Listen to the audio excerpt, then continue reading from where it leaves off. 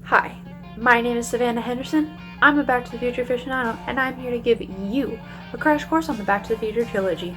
This cult classic came out in 1985 with two sequels coming out in 1989 and 1990. This series follows Marty McFly, played by Michael J. Fox. He's a teenager living in 1985, surrounded by people who tell him he's never going to amount to anything, just like the rest of his family. He's buddies with the local nuclear physicist Doc Brown, played by Christopher Lloyd. One day, Doc tells Marty to come see the experiment he's been waiting for his whole life. Turns out, this experiment is a DeLorean that when it gets up to 88 miles per hour, does time travel. As Doc's trying to show Marty how the time machine works, he subconsciously puts in the day he invented time travel back in 1955. He also explains to Marty that the time machine requires plutonium in order to create the reaction that makes time travel work. He acquired this plutonium from a group of terrorists who shortly hunt him down, shoot him, and try to shoot down Marty. Marty manages to escape in the DeLorean and gets it up to 88 miles per hour, taking him back to that same day Doc invented time travel. This series includes a lot of parallelism and repetition. Some examples of this include the phrase chicken, which Marty is called multiple times throughout the entire series and must learn by the end of it to stand down when he's called it. Another example would be a skateboard, or in the case of the second movie, a hoverboard chase around the town square. This usually ends up with Biff covered in manure one way or another. The third example would be Biff's lineage, whether it be Biff himself, his grandson, or his great-grandfather, are a line of slightly deranged bullies. In the process of Marty trying to save his father from being hit by a car, he himself gets hit.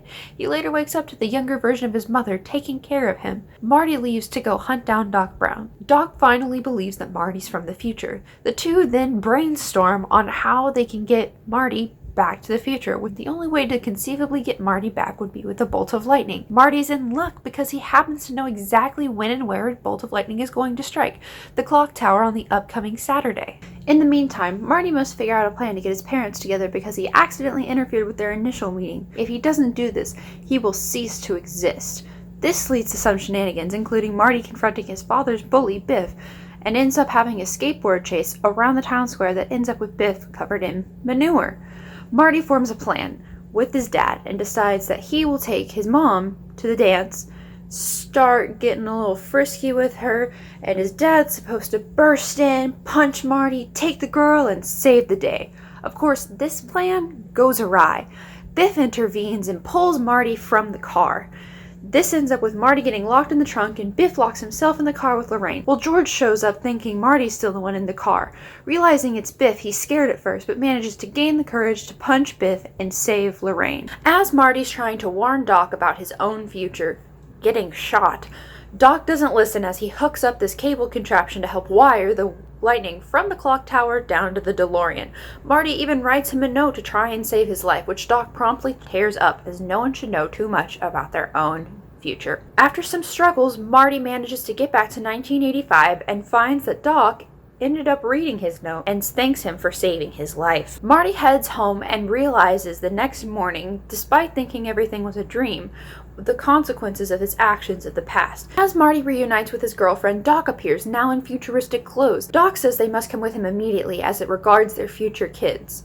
This is where Back to the Future 2 starts up. They are transported to 2015. Jennifer, Marty's girlfriend, is now shocked and confused that the idea that time travel is actually a thing. As a result, Doc ends up putting her to sleep so they don't have to worry about her becoming overwhelmed. They end up hiding her somewhere so they can continue their mission. Doc explains to Marty that the entire downfall of his future family takes place at this one event. All Marty has to do is pose as his son, which will be easy because Michael J. Fox plays both of his kids. All Marty has to do is say no to Griff, who's Biff's grandson. He steps in, says no to Griff.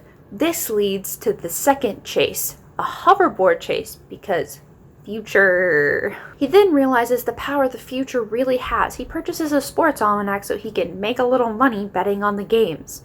Around this time, old Biff shows up and realizes that there's two Martys, sees the DeLorean, and suddenly does the math. Doc and Marty realize that the police have picked up Jennifer, thinking that she is her older self. They then follow the police, but before they leave, Doc sees that Marty bought an almanac and, based on the principle of the thing, throws it away. Biff catches on though, and he picks it up and follows them to the neighborhood that Marty lives in the future. Doc goes to rescue Jennifer and tells Marty to stay with the DeLorean. Marty can't resist seeing the future, however, and leaves.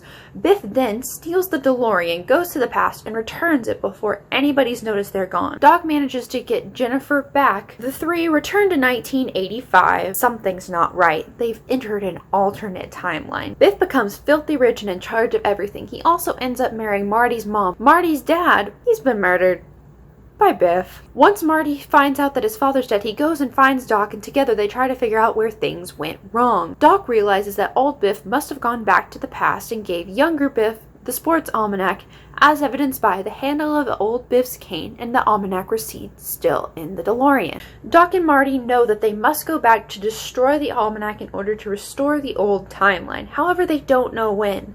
Marty goes and talks to Biff to figure out exactly when he received the almanac. As it turns out, Biff receives the almanac on the same day that Marty goes back to the future in the first movie. This Marty now follows Biff around trying to get the almanac. Marty finds the almanac whenever George ends up punching Biff, knocking him out, leaving room for Marty to steal the almanac.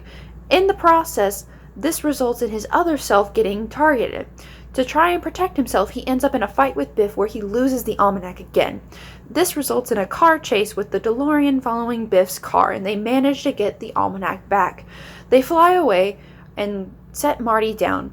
In the process, Marty burns the almanac, restoring the old timeline. Doc tries to land the DeLorean but gets struck by lightning and disappears. Marty, horrified, thinks that he's dead. He's actually been sent back to 1885. Marty goes in search of 1955 Doc to help him find the DeLorean. This is where Back to the Future 3 kicks in. Doc wakes up the next morning. He is equally frazzled to find Marty still there. Marty shows him the letter, however, and the two go track down the DeLorean in the enclosed map. In the process, they are at a cemetery and they happen to find Doc's grave. Marty decides at this point that he cannot respect Doc's wishes to let him remain in the past, and he has to go save his friend's life. Native Americans end up shooting the DeLorean, slashing the gas line, and Marty has to find a cave to hide the DeLorean. Marty goes to town to find Doc, but in true Marty McFly fashion, he ends up getting in trouble with Biff's great-grandfather. Doc shows up just in time to save Marty from getting hung by Buford Tannen. Marty explains why he didn't respect Doc's wishes by showing him the picture of his gravestone. It tells that he will be shot by Buford Tannen in less than a week. Also on the gravestone is the mention of a beloved Clara. Doc is confused though because he's never met anyone by that name. The two must find a way to get the DeLorean up to 88 miles an hour. While they are experimenting with this, they realize that there's a runaway horse and wagon pulling a lady. The two go to rescue her, not realizing that it's Clara Clayton. Doc soon falls in love with her, and they go to a festival together. At the festival, Buford tries to shoot Doc. Whenever Marty stops him, he then threatens Marty's life. Marty agrees to early Monday morning, thinking they should already be gone by then. This is because the train's probably their best shot at getting back to the future. One thing the series does is they use photographs or other objects to show how history has changed. For example, in the first movie, Marty had a picture of his siblings that he carried in his pocket to show how far he was from disappearing whenever he couldn't get his parents together. In this, we see the picture of the gravestone now no longer has Doc's name on it. This means that Doc may not be the one killed, but someone still may. Doc goes to say goodbye to Clara, and when he tries to explain her the truth, she doesn't believe him. This leads him to go to town and go get a drink. Doc immediately passes out after taking the shot, and Buford shows up not long after, ready for a fight. Marty realizes he's going to have to do something about this situation. After Doc wakes up, Buford takes him hostage and Marty shows up, ready to fight. Buford shoots him. He falls down and plays dead until Buford walks over. He then stands up, hits him, winning the fight. Marty and Doc then rush off to go catch the train that they missed. Clara happens to be on the same train and overhears someone from the bar talking about Doc's lamenting all night.